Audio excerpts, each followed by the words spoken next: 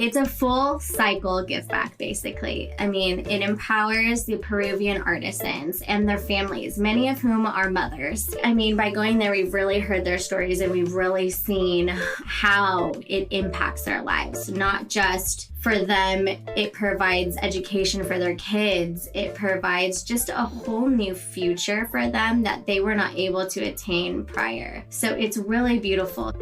Welcome to Latinx in Power, a podcast hosted by Thaisa Fernandes. Welcome to Latinx in Power. Today, we are talking with Lita and Destiny. They are both entrepreneurs from Peru. This is the first time we are interviewing two guests at the same time. I'm going to present you first Lita Barreta. She has spent her entire career in the garment industry, pulling inspiration from the place she was raised, including Peru, Ecuador, and Venezuela. She studied fashion design at the Fashion Institute of Design and Merchandising. After falling in love with California, Lita stayed in the United States to design clothing and fashion accessories for major retailers. Hi, Lita. Hi, Thaisa. Thank you so much for having me here, for having us here. I'm super excited about today, and this is my first time, almost my first time podcasting, so super excited. And we also have Destiny Corner. She's a social impact entrepreneur at heart. As a first-generation Peruvian, Destiny also studied at the Fashion Institute of Design and Merchandising and started her career designing bridal accessories before her entrepreneurial spirit kicked in. Hi, Destiny. Hi, how are you? Thank you so much for having us on. We really appreciate it. They both run a mama-run business with a mission to empower women and children around the world through the power of intentional play. And we are going to talk more about their journey. Lita, how did your journey begin? I came here to the United States when I was 18 years old. And like you were saying, I went to school to FIDM, Fashion Institute of Design and Merchandising, and I wanted to be a designer. And since I was little, I love clothing and doing and creating and drawing and all that kind of stuff. So I knew that since I was little, I was going to be something in creating something. So FIDM was just perfect. And I was able to stay in this country until today. So I'm really happy to be here. But that's how I started creating and in the fashion industry. Cool. And Destiny, what's your story? So, I mean, I am first generation Peruvian here in the United States. My dad has been in the fashion world, so I think that's what inspired me to draw, to create, to be in that industry. I mean, I'm literally living my dream right now. So if you would have asked me 10 years ago that I would be doing this, I just would be blown away and so proud. It's crazy. I went to FIDM as well, which is funny because we're both Gemini. We're both born in May 26th for me and May 27th for her. Yeah, coincidence. Crazy, yes. Right? So I went to FIDM and I graduated. And from there, I just, my first real design job I got right out of school. It ended up being for bridal jewelry, which I didn't know I would love. And at that moment, I realized, okay, I love creating. Whatever it looks like, I just love designing and creating a product. And there's something about hand making it that just really inspires me and motivates me. So from then on, I knew for sure I would create. And my passion is also being a mother. I love my children. And for me, it's always been a huge part to be able to do my business and do what I have passion for, but also, have time to be a mommy and be with my children. So I knew creating something and designing something that was my own, I would be able to have the flexibility, And I created this beautiful brand with my partner here, Lita, and it's a dream. Very important. I don't think we didn't mention, but we're a stepmom and a stepdaughter team. Oh, yes. That's very important. It's very unique. It's rare. Yeah, that's so amazing. So inspiring. I love that. What does it mean to be Latina for you both? I mean, I think it's mutual, honestly, if you ask us. But for us, it is family. Family is what it means. I mean, from Lita coming here to this country, for me being first generation, it's family. It's the traditions. It's the things that you pass on as a Latinx. Right. I just really believe that our culture just really loves to hand down like things generationally. The way of life, dancing. It translates into our products. I mean, our products are hand knitted in Peru by these ladies who learn through generations the art of knitting. Yes. And they are like pros in what they do. It's amazing. It's a gift. They're created as well. The way they do their knitting, the different types of stitches, I guess, and embroidery. And it's just beautiful. It's just family. And everything that passes on. I mean, family doesn't even need to be blood, for us. Family could be friends. Exactly. We were just talking about that. As me coming from an American country for the first time, you leave your blood family and you start meeting new family. They're not blood related, but they're your friends. They become your family as well. They're the ones you are going to get together for Christmas or Thanksgiving, or because your blood family is in another country. But that's how you create community. Our business is family oriented. We are family oriented. And I think that is what it means to be Latin. That's amazing. True. Family can be not just blood related, but also friends. I can definitely relate to that, especially after I moved to the United States 7 years ago. It was just me and my partner, and we have a huge family here, and they are not blood related, and we are so close. Yes, we call people who are not family members here and in Peru, we'll call them aunts and uncles, and that's what they are to us. That's how close we are. So yeah, this reminds me of another thing. I remember when I was really young, I learned how to knit and do stitches with my grandmother, both sides, my mom and my father, and that was super cool. I remember seeing it, and I thought it was so complicated, and I loved that, and I started to do it, and I kind of improved a little bit. So I remember I was so excited and so beautiful. Another good example of passing along through generations is like I learned cooking through my parents. By 10 years old, I knew how to make some Peruvian dishes, right? My daughter, she was 10 years old and she already knew how to cook certain Peruvian dishes she loved because my parents taught me and then I taught her. So that's another way of, passing, generational traditions. Yes. Yeah, beautiful. How the idea of Red and Olive came to life. So Red and Olive, actually, the name, let's start there. The name comes from my children, Lita's grandchildren. My son is Reed, and my Latin family could not say Reed, so they call him Red.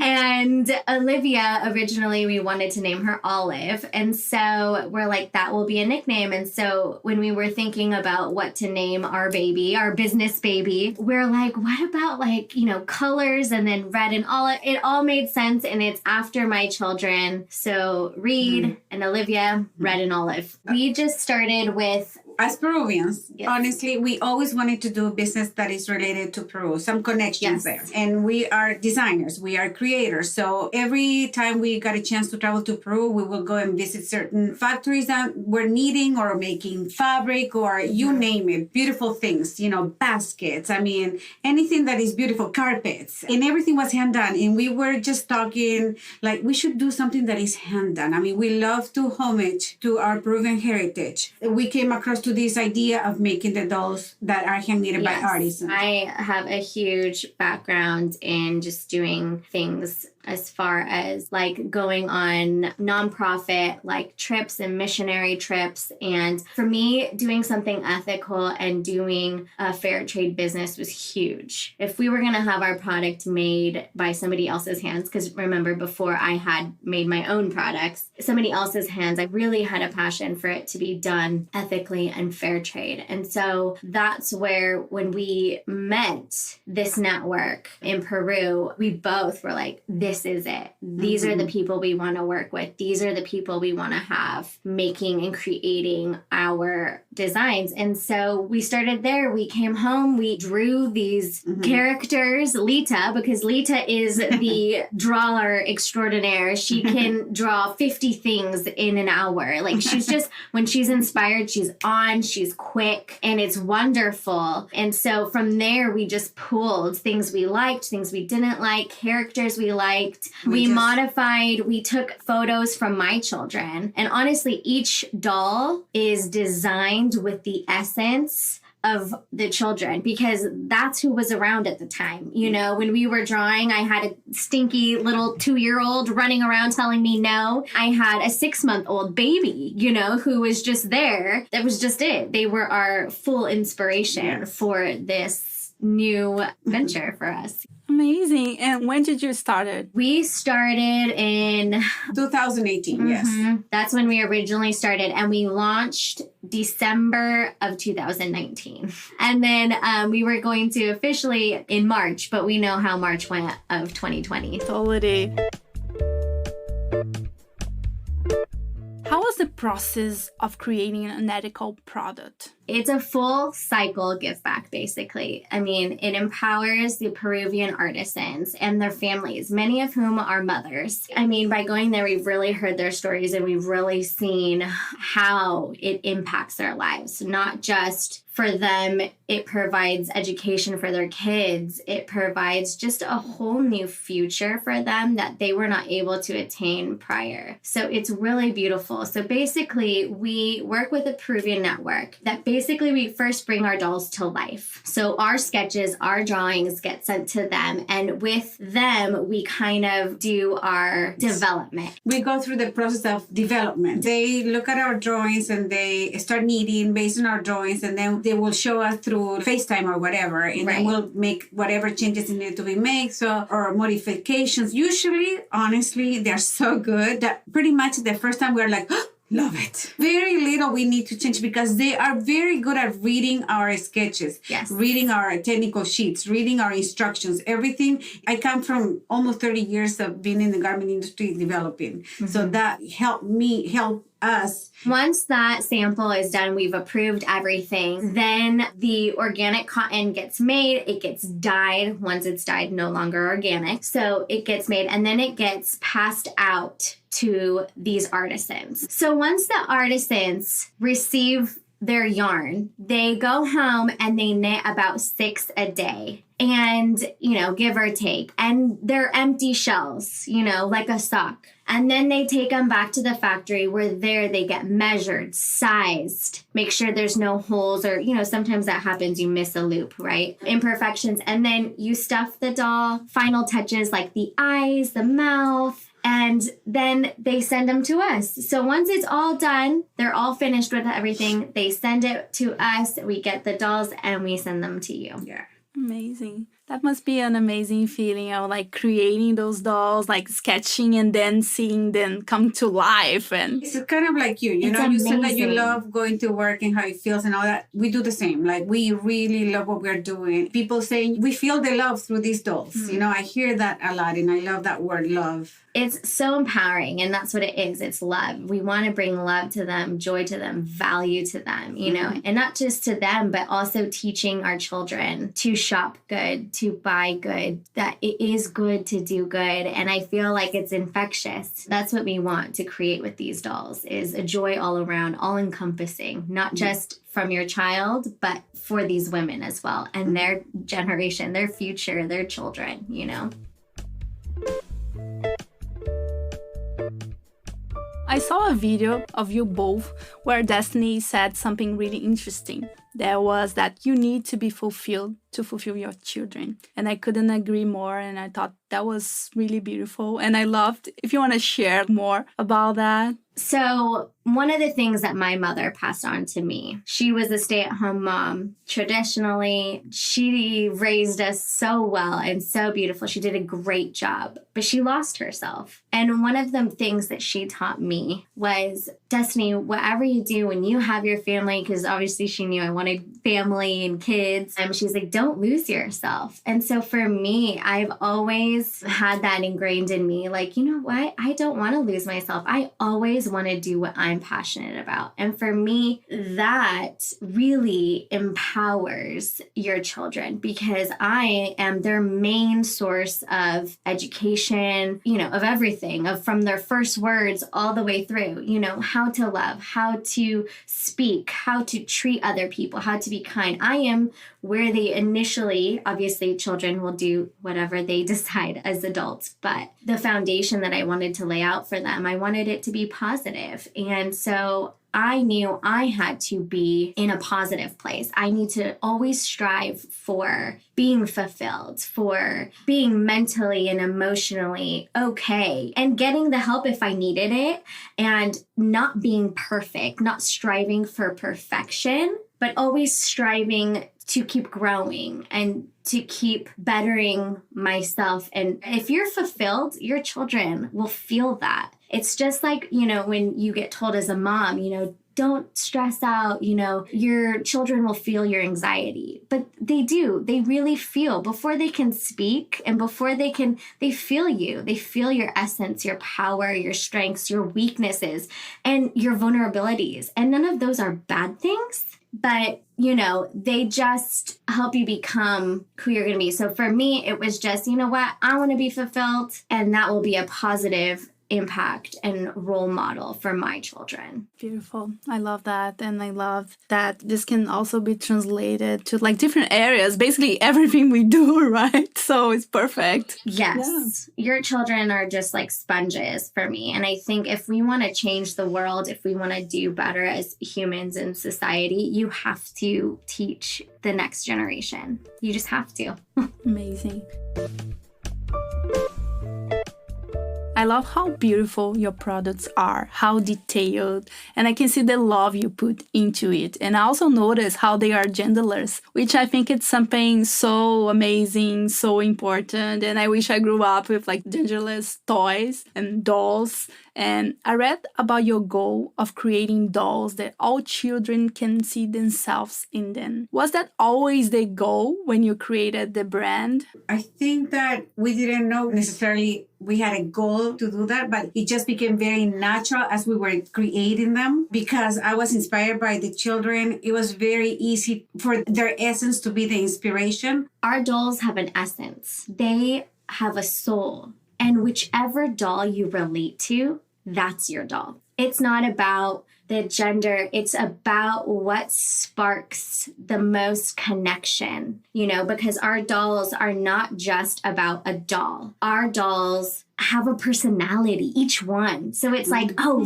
that doll is so, Ashley, you know what I mean? That doll is so her. I'm going to get her, that. Whichever one it is. And so that's what we want. And our dolls have a matching accessory that come with them.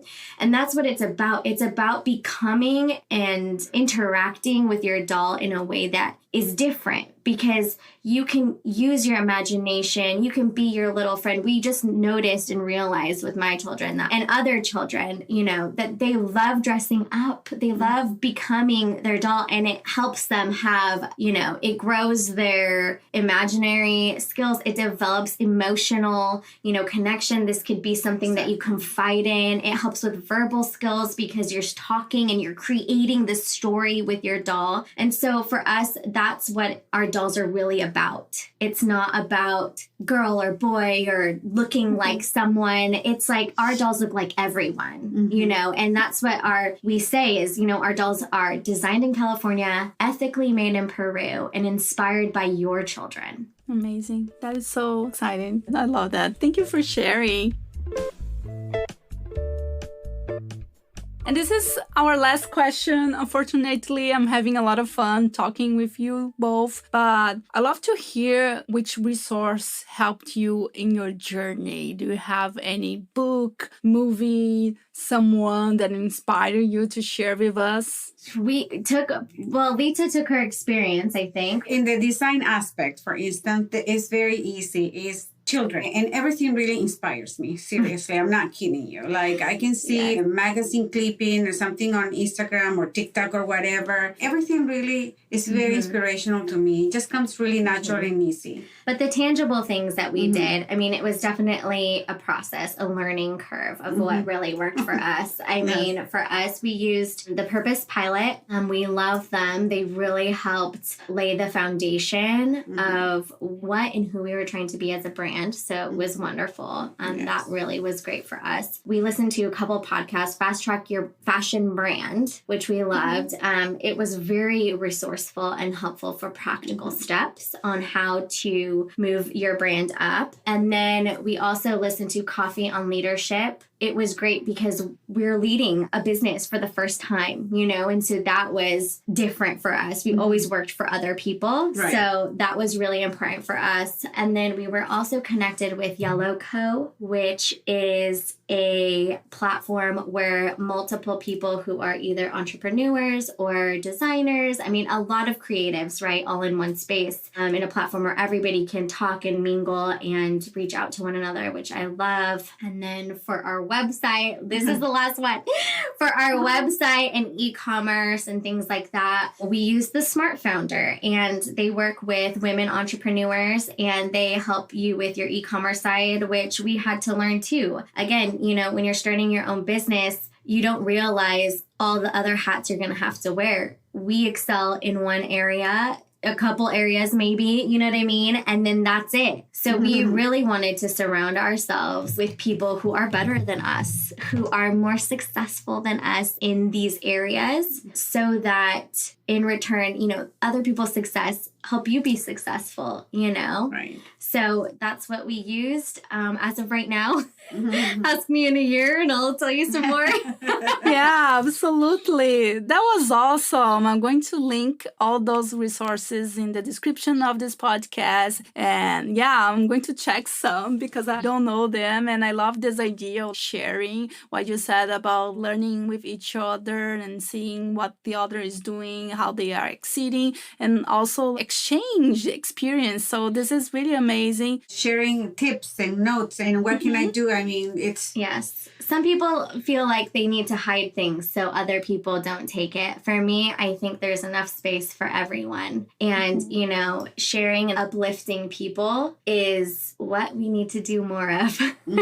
So I'm all about that. So anytime you have any questions, same with me, I'll come to you. Yeah, absolutely. And especially this season, we are talking with a lot of entrepreneurs and we are always exchanging resources. And I know right now, especially right now, there's a lot of people out there that are thinking about their business, but sometimes don't know how to start. And so it's always good to share resources. And I want to thank you both. I can't believe we are in the end of this episode. That was really inspiring. I love to hear about your story, your product. It's amazing. So I want to leave this last minutes for you both if you want to share where people can find you. Okay, so you can find us on our website. It's redandoliveco.com. Instagram is the same, Red and Olive Co. Pinterest, yes, you can find us there as well. But yeah, just Red and Olive Co. for both. So try to keep it as simple as possible. Yeah, awesome. Yes. Well, thank you so much. It was a pleasure talking to you. Amazing. Thank you so much. And that's it for today, everyone. I hope you enjoyed it and had a lot of fun as I did. I'm definitely feeling super inspired and also kind of nostalgic too. This conversation brought me a lot of memories of my childhood with my grandmas knitting together. That was always super fun. And in our next episode, we will be talking with a career coach and development advisor. So stay tuned to that. She's going to share a lot of learnings and important things with us. Don't forget to follow us on LinkedIn, Twitter, Instagram, and also share your favorite episode with your friends and colleagues. See you soon.